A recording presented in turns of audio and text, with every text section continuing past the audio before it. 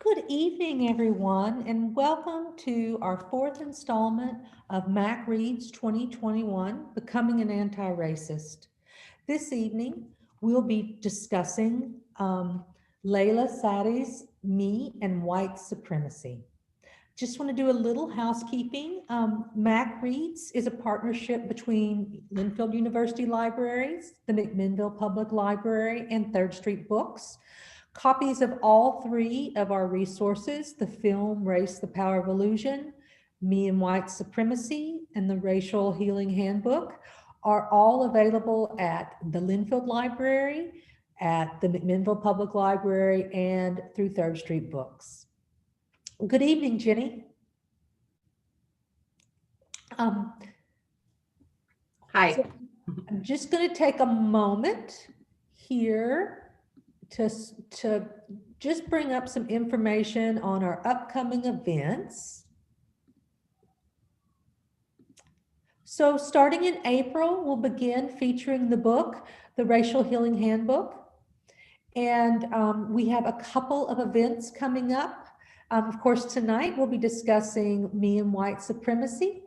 And then on April 26th, we'll be concluding our series with Cynthia Manuel, the CEO and founder of Authentica Consulting, who is also a Linfield alumni.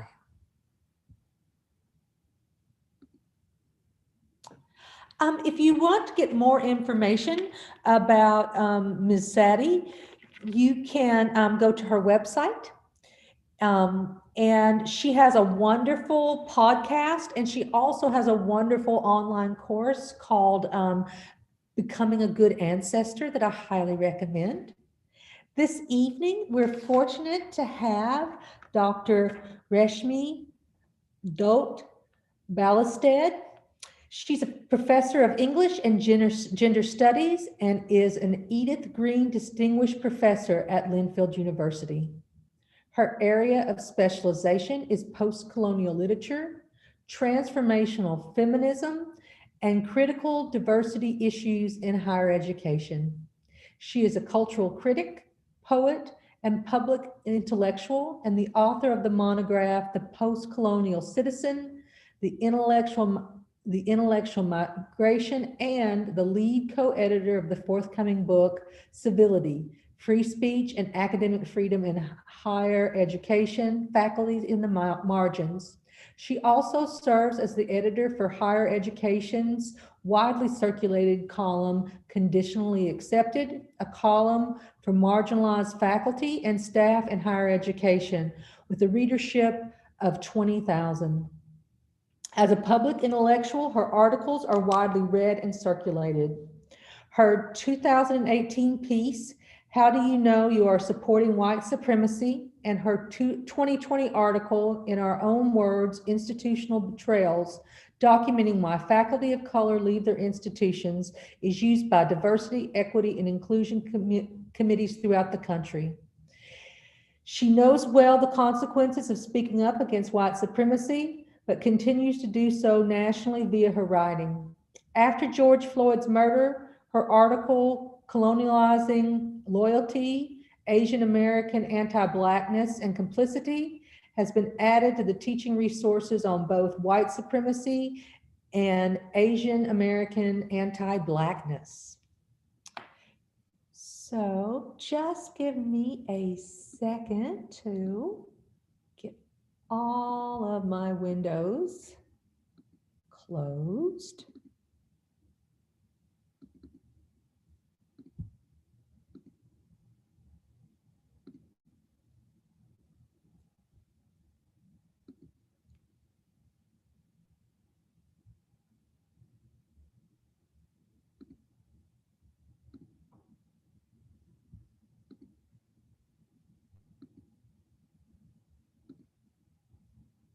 Thank you for joining us this evening, Reshmi. Thank you, Ginny.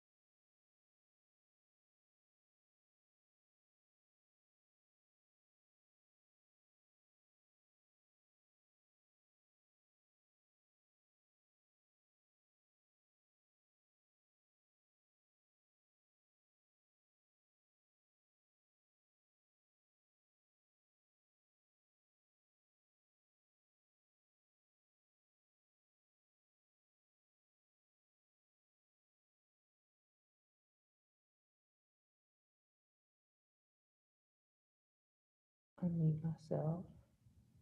And I'm going to restart.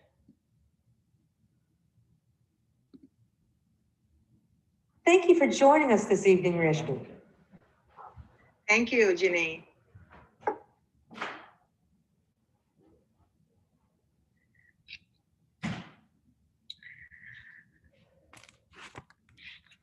Let me do a screen share before I start so that we're not going to be going back and forth on this. That would be kind of helpful, I think. And then we can just start the actual presentation. All right. Good evening, everyone. And thanks again to my colleague, Ginny Blackson, for inviting me to participate in MacReads and read Leila Saad's book, Me and White Supremacy, Combat Racism, Change the World, and Become a Good Ancestor, and provide a larger context for what I believe should be called living every day with white supremacy. For most Black, Indigenous people of color, or BIPOC, also called BIPOC, there is almost something cellular, or what is called in your flesh kind of experience when it comes to living with everyday microaggressions, racism, and white supremacy.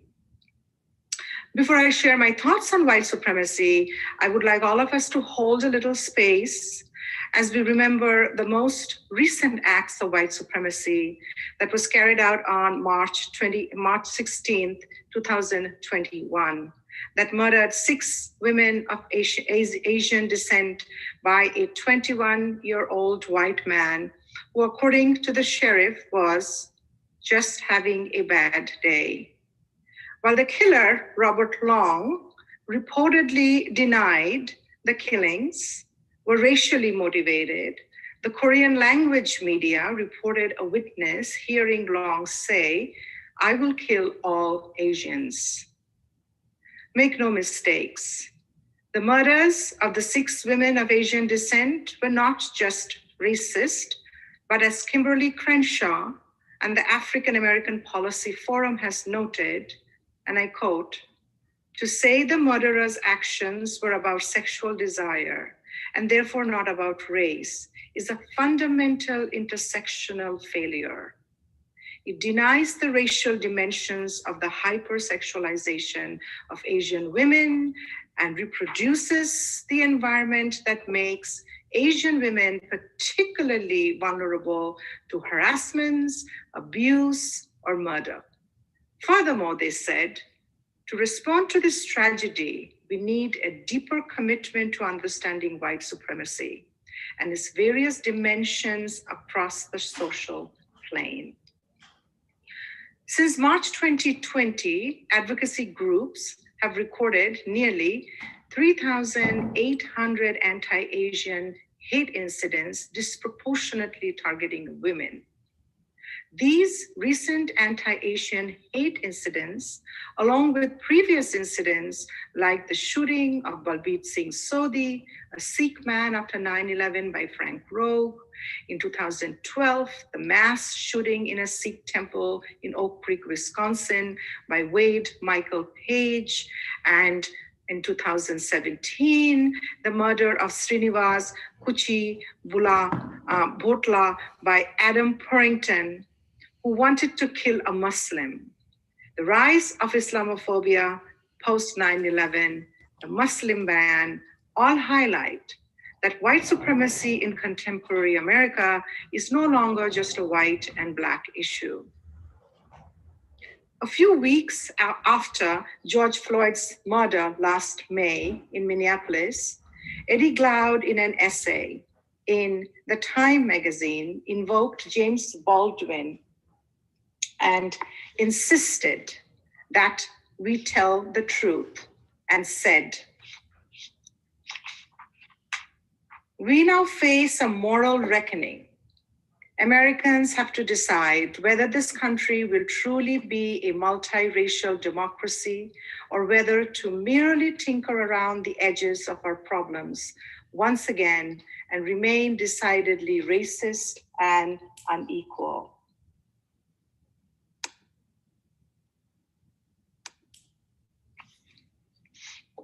This January, as we witnessed a polarized election, followed by Joseph Biden becoming the first president of the United States to explicitly mention white supremacy in his inaugural address as the primary problem America must face. In light of these critical moments in our history, Connecticut Public has produced an hour-long program called Cutline, Everyday White Supremacy. Why everyday? Because it seems fairly common to think of white supremacy in terms of the type of white hooded or swastika waving thuggery that we see every now and then. Or more recently, what we all saw on January 6, 2021, the violent attacks against the United States Congress in the US Capitol.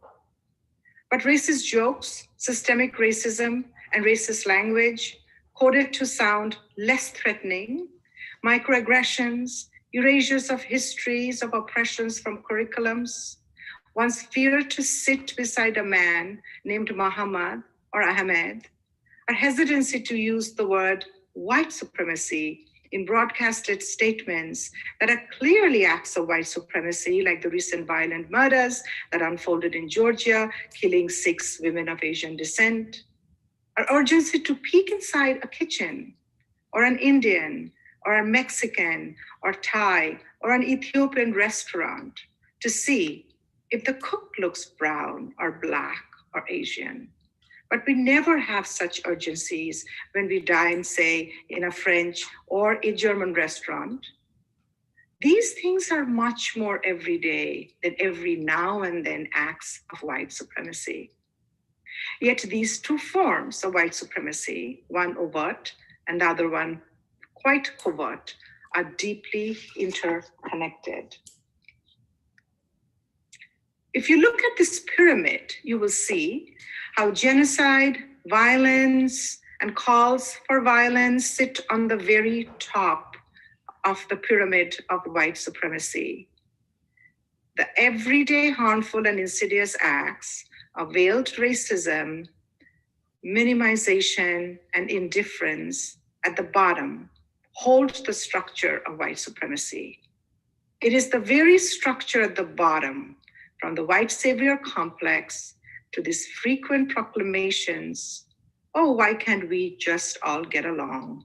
Or something I've personally heard, you're so feisty, and I never think of you as a person of color. And defensive statements like, not all white people are racists, to prioritizing intentions and motives over impact, to remaining apolitical, all fit within the white supremacy framework. Lala Saad's book is essentially a 28-day self-help handbook or guide for simply confronting your own everyday acts of white supremacy. It is not a cure. It is perhaps a slow-release pill, one pill to be taken each day to simply acknowledge your everyday white privilege. And just like most 28-day diet regimes that teach you how to eat healthy and a balanced diet so that you can lose weight, but does not guarantee that you will keep losing weight if you're not committed, Saad's book that is divided into 2 parts, namely Welcome to the Work, Part 1, and Part 2, Work, is just that, asking for your commitment. It does not promise that after 28 days, you'll be able to get rid of your propensity for acts that are marked as acts of white supremacy. In the best case scenario, it is a commitment to become more mindful of your acts, your thoughts, your words, your actions, your decisions, and the impact of your decisions on BIPOC people. Or as Baldwin said in his letter, to his nephew in 1962 that white folks, and I quote, are trapped in a history which they do not understand. And until they understand it, they cannot be released from it, end quote. In the worst case scenario, you will simply become aware of your own white supremacy framework and do nothing to change it. Saad's book, along with others, will simply be an act of reading with no commitment and will sit on your bookshelf collecting dust. So let me get back to John Henry Smith's hosted show Cutline, how everyday white supremacy acts translate into our everyday cultural spaces, which was aired on Thursday, February 18th at 8 p.m. on Connecticut Public Television. This hour-long special featured frank discussions with thought leaders from around Connecticut and the country on the depths to which both violent and non-violent white supremacy infects modern society, where people expose these views and what everyone can do to make a more equitable world.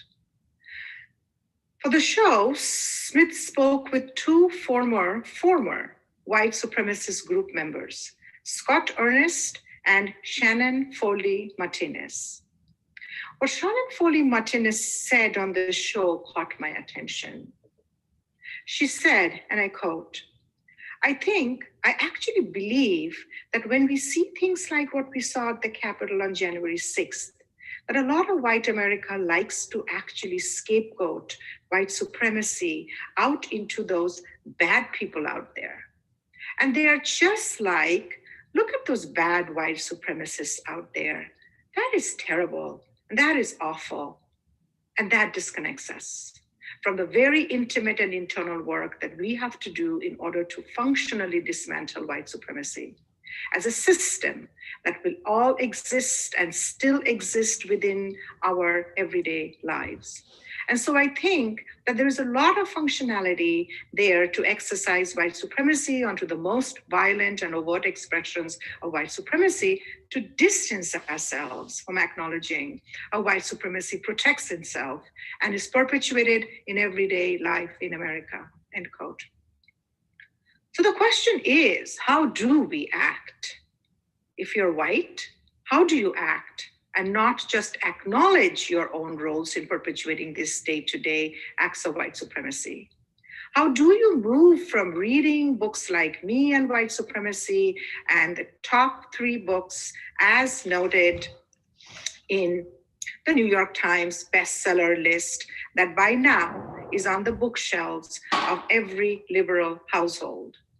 Because in America, one must get on the bestsellers list to be heard, read, and discussed. Many of you know exactly the 3 books that I am talking about right there on your screen.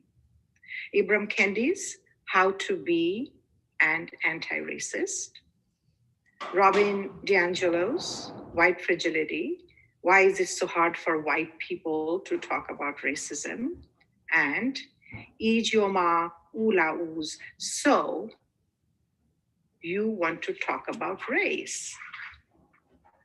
Lana Saad also holds multiple identities using her intersectional positions as an East African, Arab, British, Black, Muslim woman living in Qatar to show how everyday white supremacy is global. Saad calls on these folks who hold white privilege, which also includes those who benefit from being light-skinned, and about how both colorism and casteism have the same insidious effects on people who are construed to be at the bottom of this color-coded racial hierarchy. She urges them too to do the work. She also specifically discourages asking BIPOC people to join the book circles, since this work to make white people understand their own white supremacies take a considerable labor toll on the BIPOC, and this is not their work to do. In an NPR interview on July 9th, 2020, Saad was asked Can you describe what the work and how you came up with the idea for the book? Here's what she said. Despite the title and what people really think when they see it, it's not for the bad people. It's written for the people who think they aren't racist, who say they don't see color, who have Black friends, who voted for Obama. It's written for people who really think they are allies. In the book, she says, I quote Martin Luther King's his letter from the Birmingham jail. He talks about how one of the greatest stumbling blocks to progress is actually the white moderate, who doesn't see themselves as the problem. But through their silence, through their inaction, those saying, wait, they actually uphold white supremacy. In my talk here today, I'm not here to preach or lecture you on how you need to do the work or become an anti-racist or make a list of your everyday acts of white supremacy. But here are a few things you need to know about me to understand my interest in this discourse of white supremacy. I am not white. I am not born in this country, but I've lived in this country for the last 31 years and call it my home. I am an American citizen, and I took my oath to become a citizen right here in Portland. I speak English quite well, or at least this is what I have been told by strangers, mostly white, who politely ask me and then insist that they know where I'm really from. I tell them that I thank the British for colonizing India for 200 years and giving me an English education while taking away the peacock throne to display in their British museum, along with many other stolen goods from other formerly colonized countries. Usually at this point, their curiosity about my origin ends. As a child, I read books by the British author Enid Blyton, where whiteness was glorified. Much later, when I was introduced to post-colonial literatures, not until I came to the United States, I came to realize the racist tropes in her stories, how all the characters were white, and there were gollywog dolls, and anti-Black imagery in her books called Naughty. After reading Enid Blyton, especially the famous Fives, I craved for picnics in the English countryside, eating googleberry jam and ginger beer, food that I had only imagined via these books. Well, that's what colonization or the forces of white supremacy do. Even your desire for food gets colonized. You're forced to believe that the white ways are simply better ways of living, eating, thinking. It's not just the googleberry jam and ginger beer, but even your imagination of beauty are colonized as well. My introduction to English literature was by reading William Wordsworth. And yes, that poem about daffodils, and that we all had to memorize and recite. I wandered lonely as a cloud that floats on higher over vales and hills. And when all at once I saw a crowd, a host of golden daffodils, beside the lake, beneath the trees, fluttering and dancing in the breeze. The point is that the standard of beauty and aesthetics, like fashion shows, even globally, are products of white supremacy. And this institution of white supremacy, that what white supremacy shares an intimate relationship with colonialism, imperialism, and racial capitalism. For instance, I always thought that it was odd that we had to memorize a poem about a flower called daffodils that I and most Indian children had never seen. It was not until I was in college here in the US and read Jamaica Kincaid's novel, Lucy, that I realized my indifference toward daffodils was not isolated. but shared by other subjects from former colonies who also had to memorize the poem, while the beauty of our own countries were ignored in our curriculum. The truth is, the centers of power are certainly white. Power structures within which we all work are certainly white.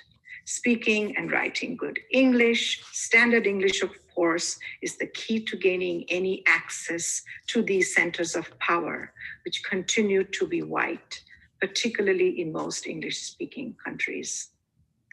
The cultural script of whiteness and everyday white supremacy, or what Toni Morrison calls the master narrative, is a dominant ideological script. This script is psychological, pathological, and structural. And it is this master narrative that tells you what is superior or better or desirable. And you have only two choices. Either you can surrender to this master narrative, or you can resist and dismantle it. But dismantling white supremacy is a mammoth task. In my 31 years of living in America, I have come under the jaws of overt white supremacy twice. The first time was right after 9/11, when I lived and taught in Texas and was fired from my first job without any due process, because I protested the anonymous hate mails I was receiving threatening me to leave the university, only to find out that some of the members of my own department were de facto members of the KKK in East Texas. The second time was when I wrote a piece in 2018 called, "How Do You Know You're Supporting White Supremacy?" While the piece was read by hundreds of diversity workers and equity committees around the country, it also urged those who wanted to make America white again. I was immediately marked as being a liberal, a left-wing professor, and even a communist. A self-proclaimed white supremacist who called himself the White Wolf in Renegade Tribune commented, "I'm white, so of course I support white supremacy. If white sounds supreme, then that means that other races are supreme over us. Why would I want that?" There were other hundreds of vitriolic comments on social media. Many called our president's office here at Linfield and wanted me fired. I learned a new term called digital mobbing. When I was not fired, it angered these white supremacists even more. So as a brown person and as someone whose scholarship and activism is devoted to critiquing imperialism and colonialism, I'm not here to tell you to be an anti-racist, but I'm here to tell you that most Black or brown or Asian folks in this country, as a result of white supremacy, both overt and covert, and that every day, are tired, angry, and afraid, while most, and I underscore most, white people, including those in the media, politicians, administrators, neighbors, are still concerned allies. I recommend that our concerned allies read Brittany Cooper's book, Eloquent Rage. Cooper says, owning anger is a dangerous thing. Angry Black women get dismissed all the time. We are told we are irrational, crazy, out of reach, entitled, disruptive, and not team players. It is time that you then listen. If you're white, to take our anger, our rage, our fear all seriously. Writing or speaking about white supremacy these days is a difficult task. It is a difficult task because on one hand, white supremacy and the threats of white supremacy are everywhere. From the state capitol in Washington, D.C., to your grocery stores, to the churches, synagogues, the Sikh gurdwaras, to the streets, university campuses, to kindergarten classrooms, nightclubs, movie theaters, the malls, or massage parlors. You never know who may be having just a bad day.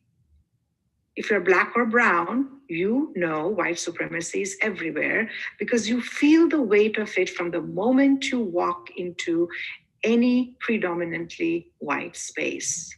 It's a different kind of a bad day that makes your stomach feel the knots. Your breathing gets harder. You hear the sounds of your own breathing. You know when you're looked at, and you know when you're glossed over. Prolonged effects of being subjected to this everyday white supremacy when you are here and yet invisible. A methodology of invisible exclusions causes what is called racial trauma. It's a form of violence caused by prolonged exposure to stress, such as racism, or what is called John Henryism. John Henryism is a term coined by Sherman James, which essentially is a strategy for coping with prolonged exposure to stresses such as racism and social discrimination by expending high levels of efforts, which results in accumulating physiological costs. If you are a Black or brown student, you know white supremacy is everywhere. From the moment you open the university catalog and you look at the courses offered, and you have to search hard for a course that may reflect your reality or history. You are well aware of the fact that your curriculum that you have been asked to commit has not made a commitment to you. It's predominantly white, with a course here and there to fulfill what is widely known as the diversity requirements. In big public universities, these courses that reflect your realities are often housed in programs like Black Studies, Ethnic Studies, Gender and Sexuality Studies, Middle Eastern Studies, Asian Studies, that are also being constantly threatened to be cut by the white supremacy structures that privilege profits over providing an education that will create anti-racist citizens. The city of Portland, where I live, has a lot to grapple with in terms of its own white supremacy structures, from law enforcement to fixing the public school system. In 2017, the Portland Public School went through what was called the boundary changes to address overcrowding in schools. Some of the boundary changes would impact the public schools located in more affluent neighborhoods in Portland. The parents in these affluent, predominantly white neighborhoods fought tooth and nail to keep the boundaries where they were and to disallow those less affluent and students of color coming from marginalized backgrounds from attending these schools. The irony is, when you would go to these neighborhoods now, you would see Black Lives Matter signs nicely displayed in front of their nicely manicured lawns. And yet, when it came to supporting a systemic change to allow more disadvantaged Black or brown children into the school, they fought tooth and nail to keep them out. White supremacy and performative justice goes hand in hand. White supremacy is local, national, and global. White supremacy is an institution. And within white supremacy, we have what we call the white saviors, or those inflicted with what Teju Cole has called the white savior industrial complex. In 2012, Teju Cole, while outlining the features of a white savior complex in The Atlantic, reminded his readers, and I quote, "If you are going to interfere in the lives of others, a little due diligence is a minimum requirement." The 7 tweets that went viral that day also formed the framework for his Atlantic article. I will mention 2 in particular in which Teju Cole said the following.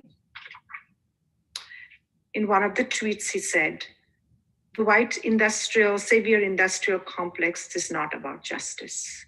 It's about having a big emotional experience that validates privilege."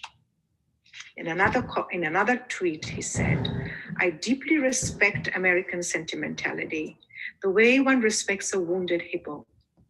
You must keep an eye on it, or you know it is deadly." These tweets, Cole also said, though unpremeditated, were intentional in their irony and seriousness. I did not write them to score cheap points, much less to hurt anyone's feelings. There's a place in the political sphere for direct speech. Cole noted and continued to say that in the past few years in the US, there has been a chilling effect on a certain kinds of direct speech pertaining to rights. The president is wary of being seen as an angry Black man. People of color, women, and gays who now have greater access to the centers of influence than ever before are under pressure to be well behaved when talking about their struggles. There is an expectation that we can talk about sins, but no one must be identified as a sinner. Newspapers love to describe words or deeds as racially charged, even in those cases when it would be more honest or direct to say racist. We agree that there is rampant misogyny, but misogynists are nowhere to be found. Homophobia is a problem, but no one is homophobic.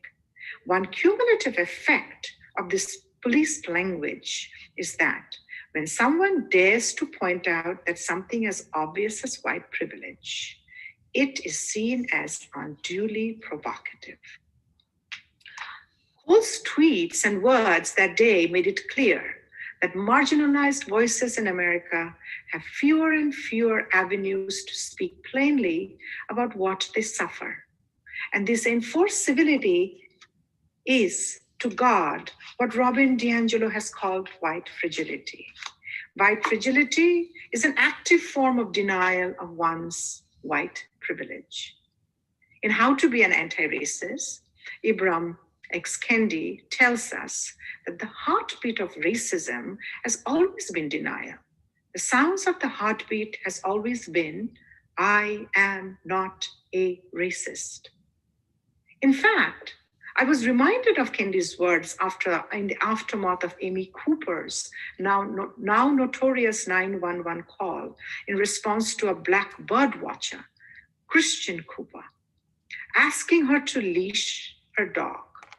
In her statement to CNN following the incident, some of the first words out of Amy Cooper's mouth were, I am not racist.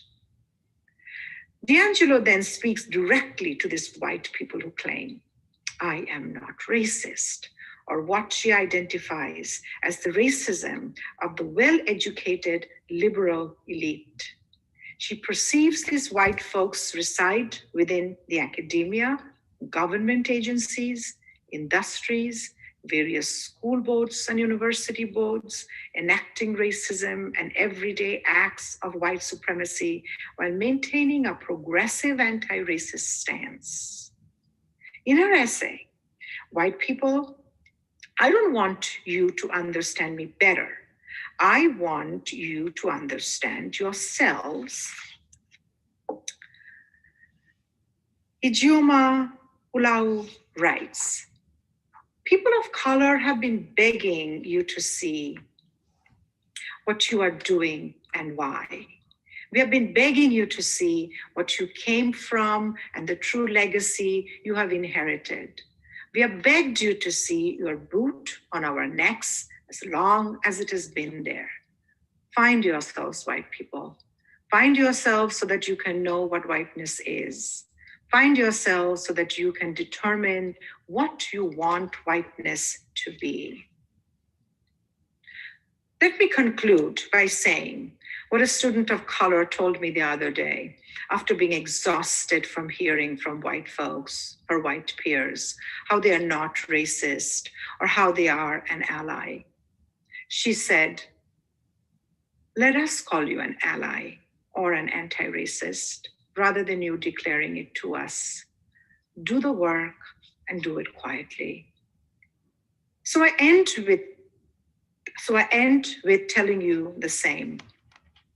Open yourselves up and see your everyday white supremacy actions.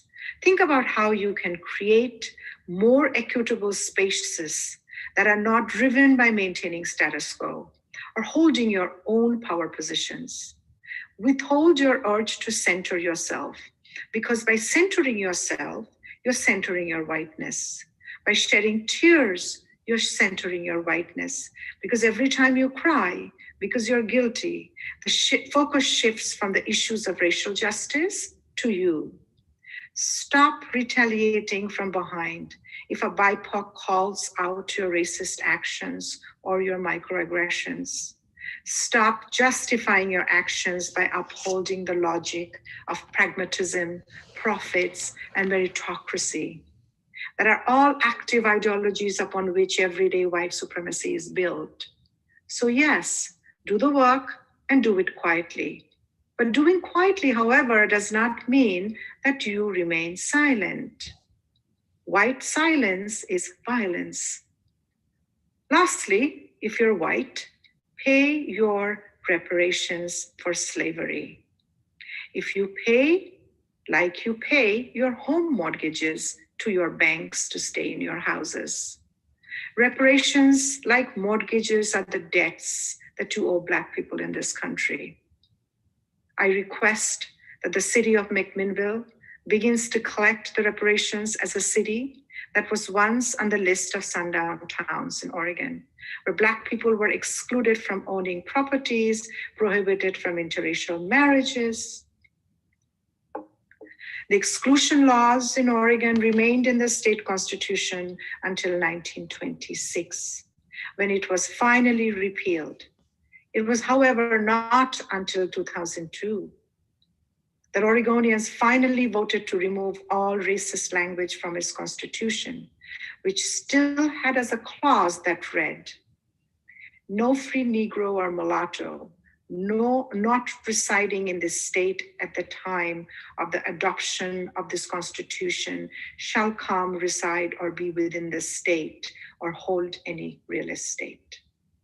I request that the university, Linfield University, add reparations permanently to their gift giving day so that African American students can attend Linfield free of cost. Without paying your reparations, white supremacy will still continue. And as Lil Assad has said, do your work. Thank you for listening.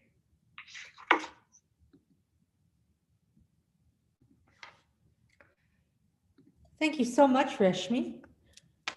Jenny, how would we like to conclude this evening?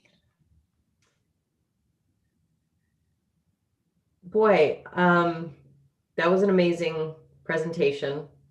And there's a part of me that, you know, it's the do the work and do it quietly. While at the same time, Reshmi had some really amazing other pieces of work that can be done. And I encourage people to do that. And also, we have talked about the next book in the series, the Racial Healing Handbook. You held up our current book. This will be the other one. That showing up backwards then? Oh, well. No, it looks fine. Okay.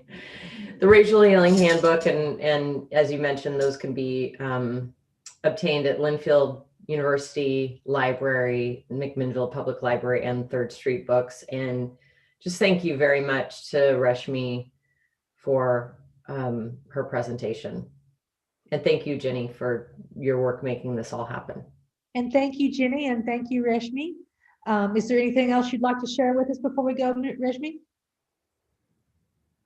Okay, thank you all so much for joining us tonight. We look forward to seeing you back here on April 26th.